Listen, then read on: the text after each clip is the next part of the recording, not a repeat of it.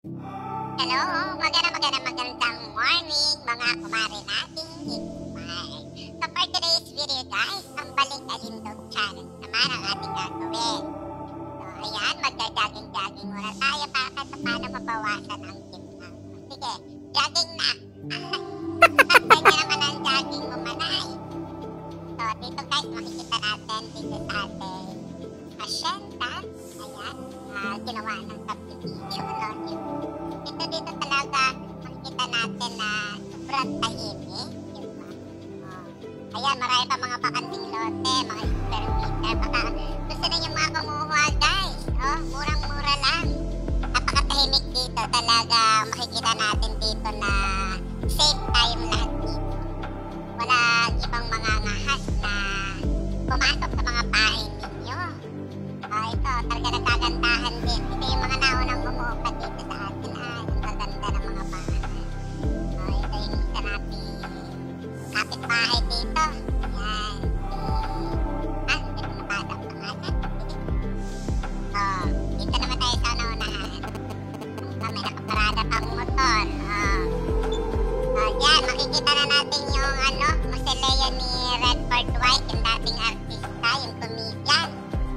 Mas kilala pala siya dito guys na Kuya Dudoy. Yan, si Redford White. Dito naman sa unahan yung kanyang mga kapitbahay, mga nagagandahan rin yung mga pinagawa nilang bahay. At dun sa dulo, mukhang Alphamart yata ayun. Magkaka-Alphamart dito sa Hacienda. Dahil pampakanting lote kuha na kayo. Murang-mura lang, sa murang halaga.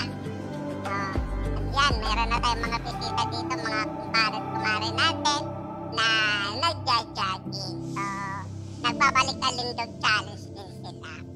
Dito makikita natin si Kumaring Belia Flores, ang legendary kontrabida. Kanyang tunay na pangalan pala ay si Medina Dancel. Yan, si Belia Flores. Ano kaya yan ni Jerome? Dito sa may likod ni Belia Flores, din bakante pa. At na si Manay, anong ginagawa mo? Nag-exercise at laki ng busog na busog. Sige, magpapayat ka. Papapalitan ka niya ni babe. Laki-laki mo na, hindi ka nagda-diet ay. Kain, inom, tulog. Magpapayat para maganda. Diba? Noodle. Ano na sunod? Ayan.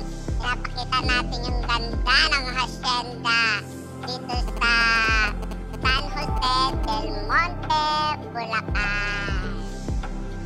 May mga nagja-jogging, grupo-grupo sila, Mas maganda talaga tingnan kapag grupo.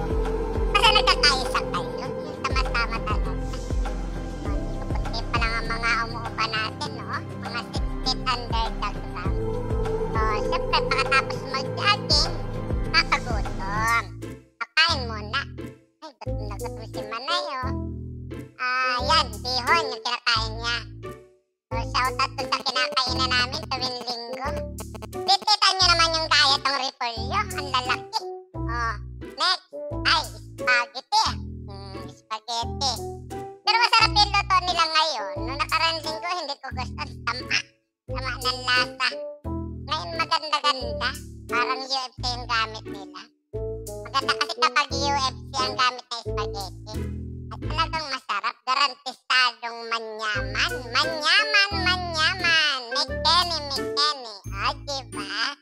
Iba din. Sarap. Tamis.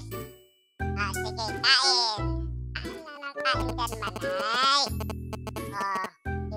Yung nag-jogging ka, nabawasan ka ng mga taba-taba, mga calories mo. Pero pag nilitan mo naman ang kain, wala.